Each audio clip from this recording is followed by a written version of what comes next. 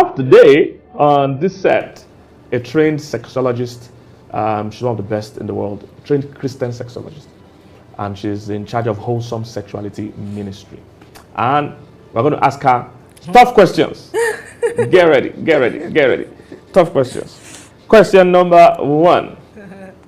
Are you ready? This is tough. This one is very tough. Very tough. Very tough question. Okay. Very tough question to the second. Right. Now, you have a car or you have an engine you use to work, you use to work at the mill, whatever. You have a car. Let's stick to car. After some time, you begin to hear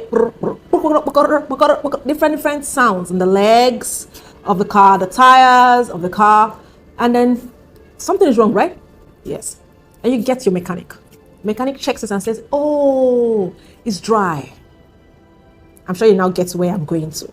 Oh, it's dry. The engine is dry. The gear, that's why every time you're trying to turn, the car, the wheel, you're using power, you're using energy. It's supposed to be easy. You get it? It's supposed to be easy. But if every time you have to drive the car, you have to use all your power, invite your ancestors, invite your neighbors, there is a problem. It means that the steering oil has run out. Or it could mean that the engine is dry. That means it needs lubrication. Or it means that, okay, I'm not a car enthusiast, but you hear, when my husband is dealing with the cars, you hear the wheel and axle, the bolt, something, all those things. The problem is oil. Okay, men, come back. Now we're not talking about cars now, but you get the drift. Now, if that is the problem with cars, now imagine the human being. The way sex works is this. You want to have sex. You do all the intimate things, you do all the outer course, you do all the stimulation and the stimulants. And when all those things are going on, the body is sending message to the brain, asking, what do we do? What do we do? What do we do? And the brain says, calm down. So first things first, vagina. You need to open up, but to open up, you will need to be lubricated. And so, this is sweet, right? Vagina says yes. All right, produce fluids. So while your body is sweeting you, while all the stimulation is going on, the vagina starts to produce fluid. Now, when the vagina starts producing fluid, that just says that she's getting ready for penetration.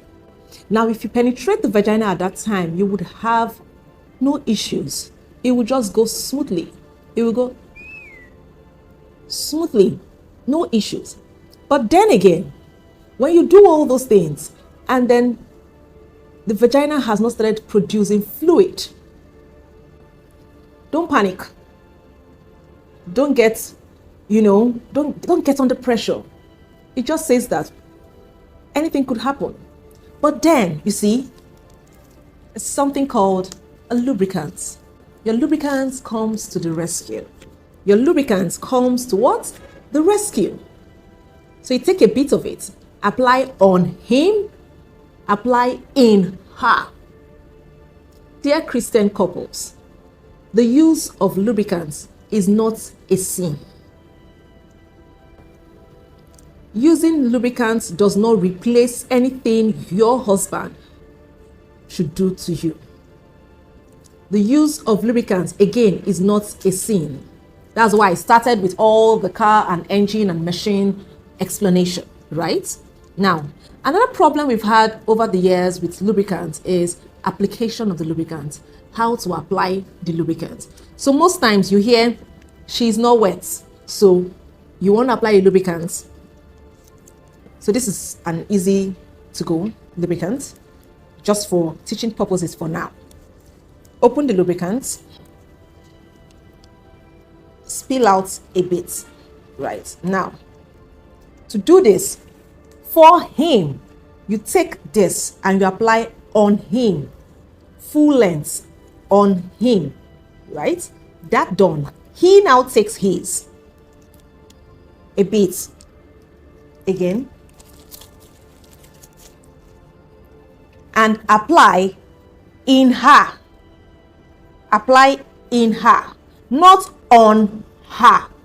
Can you see this? Not on her, in her. Not on her, in her. If you notice, it was easy for my finger because it's lubricated.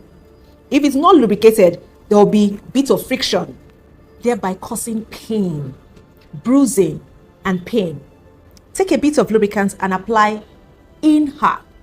You take a bit of lubricant and apply on him. I'm being very, very specific because I hear, but I put it on her now. You don't put lubricant on her. You put lubricant in her. Is that clear? So make sure that when you are applying your lubricant, you apply it well. Now, let's move on to the types of lubricants. This is another part of lubricants that has caused worldwide issue. I had a client sometime that called me and said, oh, okay, she's just getting married. I said, oh, hope you got yourself a lubricant. She said, oh, yes.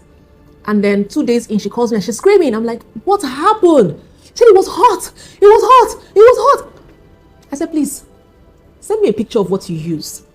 And she sends me a picture. Guess what was written on it? Hot and spicy. Men and brethren, the lubricant lived up to his name. The lubricant said hot and spicy. So she applied hot and spicy in her. The rest they say is history. So when you are buying your lubricants, you need to be very observant. Don't buy in haste. Your lubricant should not contain glycerin. Your lubricant should not contain oils. Your lubricant should not contain fragrances. Your lubricant should not be sweet. In quotes, please stick to water-based lubricant. I'll take that again.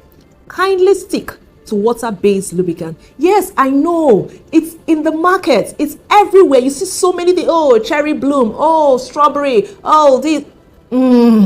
Kindly stick to water-based lubricant. And you'll be thankful that you did so. So from this video, you have been taught that using a lubricant is not a sin. 1. You've also been taught how to apply. Say it after me. On him, in her. Again, on him, in her. Right. And the third thing, make sure that your lubricant is water-based. See you in the next video.